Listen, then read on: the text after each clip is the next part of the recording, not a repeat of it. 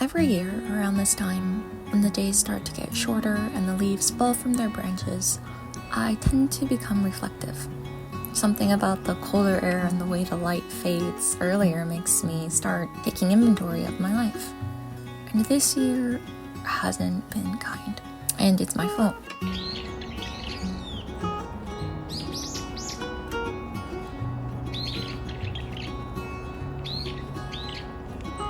I made mistakes that left marks I can't just shake off. I did things I thought I'd outgrown, things I swore I'd never do again. One thing I've realized over the years is that your 20s aren't one long story about progress. They're a loop, a dizzying mix of learning, unlearning, and starting over. One day you feel infinite, like you're finally becoming yourself, and the next you feel lost all over again.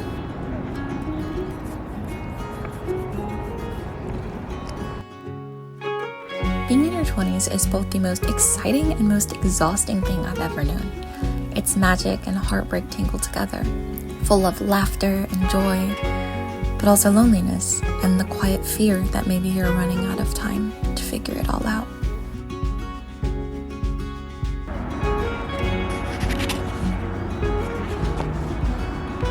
I used to think life would make more sense by now. I'm 28, but instead, I just feel aware of how fast everything changes, how fragile the balance is between who I was and who I want to be. Maybe that's all this season really is, noticing what you've lost, what you've broken, and realizing you still have to live with yourself anyway. Starting over at 20 is strange. It's not exciting or brave, it's just heavy. I quit my job earlier this year and decided to work for myself for a while, travel a bit before grad school next fall, and give myself space to breathe. And I still don't regret that decision. But what I do regret is how careless I became with my money. It wasn't sudden. It's something that's been building for years that I've been consistently making mistakes on. The shame of having financial problems is something I wouldn't wish on anyone. It's exhausting to know better, to keep trying, and to still somehow end up here again. I told myself it was time to rebuild, and I trusted myself. I made budget after budget, but still made small mistakes every day. The kind that don't seem like much until suddenly they are. And now I'm here, living with the consequences, trying to clean up the mess I made. I'm not looking for sympathy, and I'm not trying to romanticize any of it. I guess this is just how I process things, by saying them out loud and trying to make sense of myself in the process. In the end, there's nowhere left to go but forward, even on the days I feel like I can't.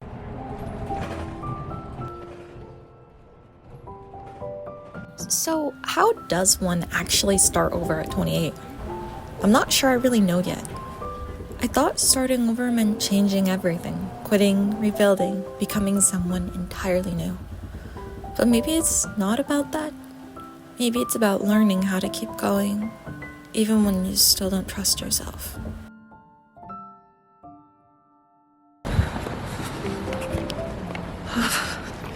It's raining a lot right now, and I did not plan for that. And it's cold rain. Need to catch the bus. I'm so cold. I've carried so much shame this year. For choices I wish I could undo. For the person I keep trying to outgrow. Some days, I'm sure I'm learning from it and getting better. On other days, it just feels like I'm stuck in the same cycle. But maybe grace isn't a feeling that arrives all at once. Maybe it's something you practice, like breathing. Something you give yourself again and again until it finally starts to feel real. Like rain washing away the heaviness, even if the stains still faintly remain. Maybe I'm learning that moving on doesn't mean forgetting who I was. It means learning to live with her, to sit beside her in the silence, and let her be part of my story too. Hating myself for the things I've done wrong isn't helping me move forward.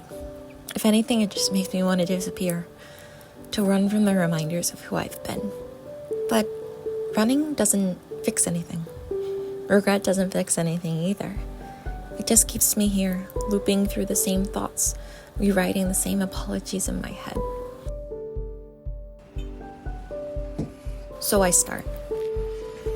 I keep telling myself that if I can clean my space, maybe I can quiet my mind too. Picking things up, putting things away, making order out of chaos, even if it's only on the surface. It's strange how healing can look like folding laundry, or deciding which parts of your life to keep and which ones to finally let go of. Maybe I'm realizing that holding on to shame doesn't make me more accountable, it just keeps me stagnant. So, trying to pack it up. The old mistakes, the guilt, the constant self-blame, they've had enough space in my life. I'm exhausted. It's time to give that space to something else. Movement is the cure, even if I don't know exactly where I'm heading. Forgiving myself, as cliche as that sounds, might be the only thing that can actually help me move forward. Because if I can't trust myself again, then what's the point of any of this? So I'm packing up, literally and mentally, folding what I can, letting go of what I can't. And soon I'll be heading to Europe with hardly $1 to my name, to live with one of my best friends and her family for a while. And then to travel alone once I found my footing again. On paper, it doesn't make sense. Not with my finances, not with my track record. But maybe that's exactly why I need to go. Because I can't keep punishing myself by standing still. I need to see proof that life can still be beautiful, even after everything I've messed up. Maybe starting over isn't about stability at all. Maybe it's about movement, trusting that I'll figure it out along the way. And right now, that has to be enough.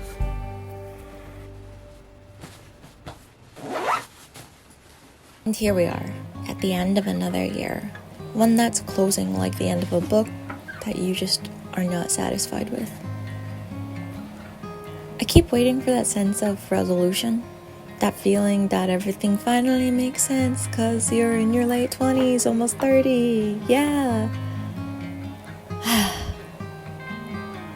But maybe your 20s aren't actually for that. Maybe your 20s are meant to be a little unfinished. Who knows? This year didn't go how I hoped, obviously. I made mistakes and I'm still cleaning up from. I learned lessons I didn't ask for. And I spent so much time wondering if I'll ever get it right. But honestly, what else can I really do but hope? Hope that I'll learn, that I'll grow, that there is still tons of bright days ahead. And maybe, just maybe, everything will be okay in the end. I don't know what next year will bring, but I do know that I'm still here, still trying, still showing up, still believing that one day all of this will make sense, and I'll be able to trust myself again.